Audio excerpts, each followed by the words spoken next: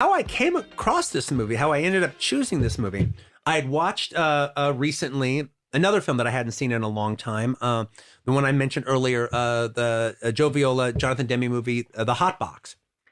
And in that movie, there's 4 actresses. Margaret Markov is the one that does the most. But I was surprised that I wasn't that familiar with them. And there's this one gal in there named Drea Kagan that's very funny in the movie, but she's almost like playing like a Goldie Hawn dingbat kind of character. And she never really breaks the character. Or all the other characters of the Hot Box go through this hell and are completely different people by the time they get to the end of the movie. Not Andrea Kagan. She's never affected. Every line she has is a joke and everything. Like, she's just kind of the Goldie Hawn character. And she's very, very funny in it. So I looked to see what else she's done. And one of the films is Teenager. And so then she comes in this movie. She's completely different in this movie. In this movie, she plays a local 16-year-old girl in the town. She's the whole rest of the town wants to chase them out of there. But she's excited about seeing what a movie crew is like and whatever. And so she's hanging around and she kind of gives them the lowdown on what's going on in town. And she ends up having an affair/relationship. They fall in love with one of the biker actors in the movie. This is a completely different performance that she gives in The Hot Box, which is just completely comedic in every aspect. Here, this is a very naturalistic performance. This is very, she goes a long way to grounding the movie. All the women in this film are very, very interesting. There's the 2 bikers that are sort of the lead biker guys. And then there's another biker guy who's like a stuntman guy. And then there's the actress, Sue Bernard. Now, if you know who Sue Bernard is, she's the girl in the bikini that gets kidnapped by Varla and her team in Faster Pussycat, Kill, Kill, Kill. And she was also later married to Jason Miller and is the mother of Joshua Miller from Near Dark and River's Edge. And it's a friend of mine. Like watching movies with his mom. I go, hey, I just watching a movie with your mom. The director's has this female producer that he's working with. And she's like, he's like, I'm going to create this situation and it's just going to happen. She goes, well, are you going to get actors to go along with this? She goes, well, look, if I ever bring it up to them, they're going to say no. Well, look, we got a good script. We'll just shoot the script, But once I get them out there, once they're in the town, they'll see how exciting it is. They'll see how much fun it is. And I think I'll be able to talk them into it. But it's going I'll seduce them into it as it goes. And so that we know that that's his whole plan. And he wants the town to hate them. He wants the town to attack them with pitchforks and axes and bottles. He wants to create a violent happening. He wants to create a violent happening, and he captures it all. And actually, there's an important part of the movie. Actually, before we lean into that, is there's a moment where they're preparing a shot, where an actress is laying on the ground. Yeah. And she's supposed to be, like these are bikers. And so they're supposed to be like in the shot, they're going to be like pulling her clothes off. Yeah, raping her. Yeah. Raping her. And so they're preparing for the scene. And, they're kind of talking about it. And the guy's sitting on top of her and he's like, okay. And I can't remember what her name is, but okay, Jane, I'm going to, does this hurt? What if I put my hands here? Yeah. Like they're kind of talking and she's like, oh no. And she's kind of laughing and, no, that's okay. No, I'm comfortable with that. No, they're staging the rape They're scene, staging it and they're talking it through and they're actually doing what professionally you would do on a real movie. Yeah. And then the director is just like, no, fuck all this. No, we're going to go do something else. Yeah. Because he wants it to be a happening. And they're actually all really trying to create like artifice. Yeah. They're trying to create an actual movie. They're actually trying to be professional. Mm-hmm. He's pushing some kind of psychological envelope in himself, I think.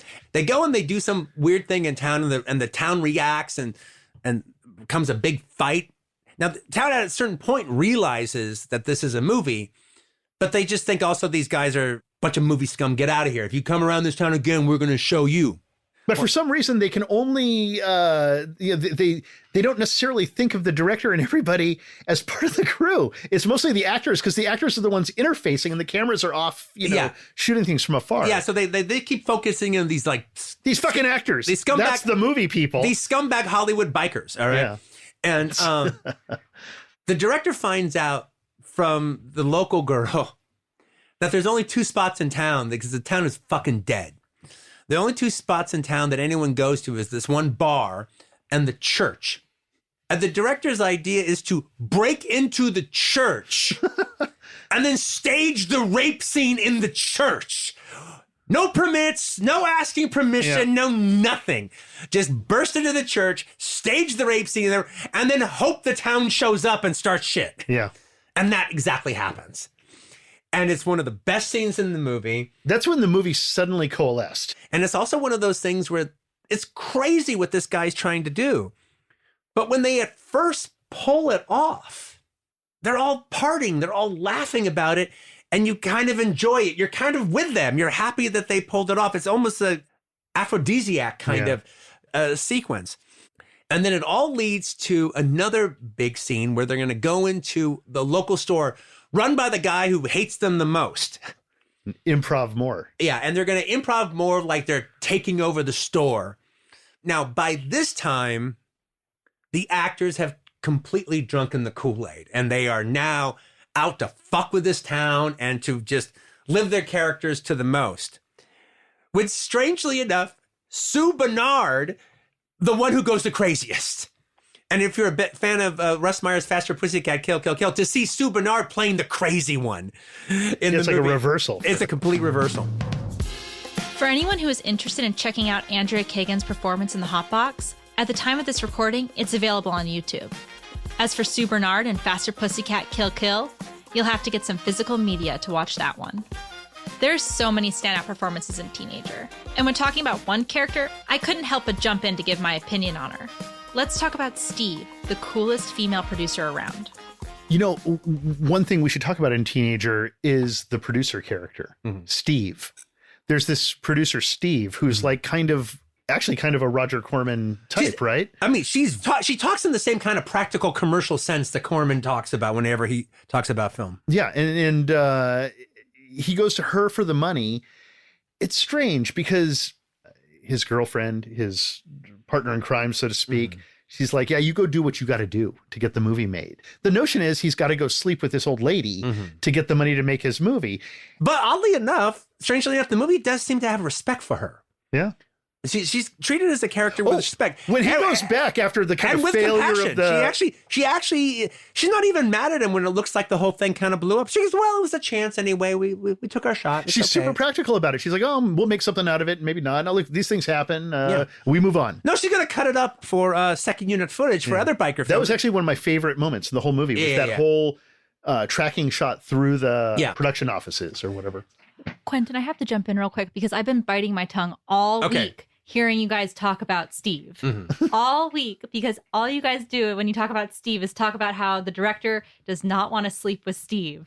I read the movie completely the opposite. Actually, that his wife is like, why do you got to go do that? And he's saying, I got to go do what I got to go do. But he's kind of into Steve. I don't know if I'm reading it wrong or if it's because I'm a young woman or something. And maybe Steve's so you cool. you actually read it as though like he has a couple close-up. He has a Yes. couple close-up grimace moments where he's like, okay, I gotta do this. I don't know. Guys are weird like that. Maybe he's kind of into Steve. I kind of thought he was into Steve. He keeps going back to her. They're getting an equal trade opportunity, in my opinion, at least.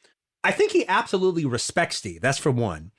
And two, he digs the fact that she digs him. And I mean about the fact that she actually believes.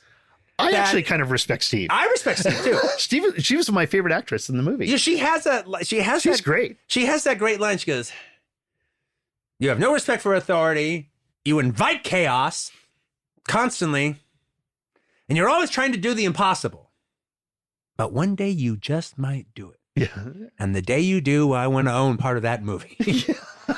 That's the Hollywood I miss. Is there anything more romantic somebody could tell a filmmaker? No, it's true. Than this wild hair you have on your ass that you keep trying to pluck, that I think that you actually might do it one of these days, and I'm gonna be there when it happens? Yeah, that is attractive. That's attractive. And frankly, to tell you the truth, in a weird way, along with the director's megalomania, it's a little overblown, but not that much overblown. Not that much overblown. We've all said or felt things similar to where his emotions, i.e. us directors. But normally where a movie about low-budget filmmaking falls apart is in their dramatizations of the producers. They're always, big cigars. Caricatures. They're all caricatures. I never buy the producer in Bogdanovich's Targets, Yeah. Steve is the most realistic character in the whole film. And everything she says has a practicality you can imagine coming from a producer. I.e., even her faith in Billy. Because she's going to cut up his footage.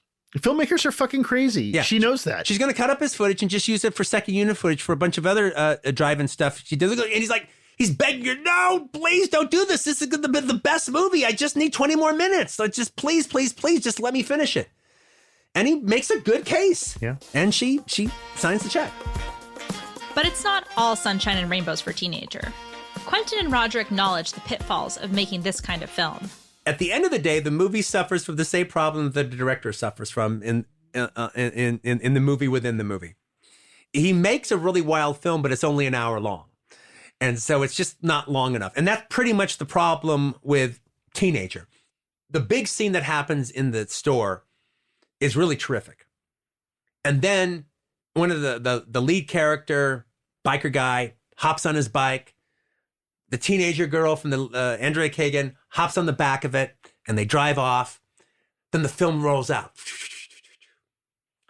Yeah, Me and Roger looked at each other. We were like, what an ending! That's fantastic! Yeah. Okay, well, the film actually has about 25 minutes more to go. Yeah, suddenly it picked up again. I was like, oh. There's a whole third act. All right. And at first I wasn't into the third act. Then I got kind of into it, especially because the Subernard scene has actually got me into it. And then I was kind of interested in it. But if the movie had ended with the film rolling out, it would have been a home run. In preparation for the discussion on Teenager, we all sat down together and watched another film by Jerry Sindel, 1971's Harpy. Harpy isn't available to stream, but the DVD is definitely worth tracking down. Don't tell anyone, but I actually prefer Harpy to Teenager. I can't stop thinking about the awesome bird sequences in that movie. Jerry Sindel's films feature a kaleidoscope of secondary characters. Up next, the duo talk about another of his films, H.O.T.S, H.O.T.S. I have to say, all of the kind of secondary characters in the Jerry's movies that I've seen are fantastic. Yeah. The secondary characters in Harpy were awesome. They were amazing performances. They suddenly would pop in, like the mother character in Harpy comes in and she's like suddenly stealing the movie. Star of her own sitcom when she comes in. Yeah, that ad man from Madison Avenue that guy, shows he's up. the best performance of the whole film. He shows up in that movie. It's amazing. And we should probably talk a little bit about Harpy because doing that right before this and having all the resources in the world and then coming and having no resources. Well, now here's the thing though. Jerry Sindel made one more movie and then he quit the movie business and then he entered the publishing business. I believe to this day, if I'm not mistaken. But now, while I said he did one more movie, it's the last movie he did that he's the most known for. That's the movie that people know about because he is the director of H.O.T.S. H.O.T.S. It's an anagram. Yeah. I saw the exploitation movie H.O.T.S when it came out at the theaters, but an entire generation in the 80s saw H.O.T.S when it played ad nauseum between Showtime and Cinemax and HBO. That's where I caught it. It's a puberty movie for an entire generation in the 80s. I had it on Showtime. That was Jerry Sindel's. And speaking of which, to make your point about the secondary characters being good in Sindel movies, is he's really getting good performances out of these small day players. Well, one of the things, if you remember H.O.T.S well, one of the things that's actually really interesting about it is it's like a sexy version of Animal House, but with women. But the thing about H.O.T.S that distinguishes it is that the bitch girl for the other sorority steals the movie. Yeah. It's one of those things where you actually start rooting for the bitch girl because she's drastically the best actress. It's also the not largest, but the most colorful character to play. She's a terrific character. She's a terrific character. She has a really funny drunk scene. It's Lindsay Bloom, who later ended up playing Velma, Mike Hammer's secretary on the Stacy Keach, Mike Hammer. And she's also Six Pack Annie, and she's in a bunch of things. But she's wonderful in the film. When Teenager was released, it made its rounds in the drive-in theaters. Quentin found some amazing advertisements which revealed what movies were played alongside of it. It's got the main ad for the Sacramento newspaper, but it's playing on a triple feature at a drive-in. All right, so it's Teenager playing with 16, a movie called 16, and the movie called Weekend with the Babysitter. I love their little the things that they write. Yeah, here we go. 16, an eyeful. Yeah. Without a stitch, riot. And it's okay, yeah. So that is we also have another listing of it. All right, playing at a drive-in called the Drive-In Van Dyke. A favorite. Yeah. So first title is Andrew Hagen in The Teenager. Number 2 is Without a Stitch. And 3 is, again, 16. Naturally, Teenager has to play with 16. Of course. It's a perfect double feature. Now. And I don't know what Without a Stitch is, but. Okay. Oh, no, that was actually one of the, after I Am Curious Yellow, that was the second Swedish sex film to come out with, like, sexual scenes in it, but it's a comedy. Do you remember when I Am Curious Yellow used to play at the drive-in theater that was in Redondo? No, I do not. And you could actually see it from PCH. You could go watch it. Like all the time. It was unbelievable. Want to make it a double feature? 16, also known as Like a Crow on a June Bug, is available on Amazon to rent. Fun fact, crows are considered to be ill omens, and the word June Bug is slang in the South for a young person with little to no life experience. I actually enjoyed 16 so much that I picked up a new World Home Video copy of it for $28. Want to know what I thought about Teenager? Quentin and Roger invited me into the conversation. My VHS of Teenager cost me $39.99. Teenager, it's on VHS, which I have my VHS tape here, which I see is the same as Quentin's. And it is also available on YouTube, which is how I originally saw it. Oh, really? The rip on YouTube is absolutely terrible. It is so terrible that during the sex scene, they censor it for you just by the low bit rate. So you don't have to worry about that. You can watch that with your family if you really feel like it. It has a strategic tracking problem.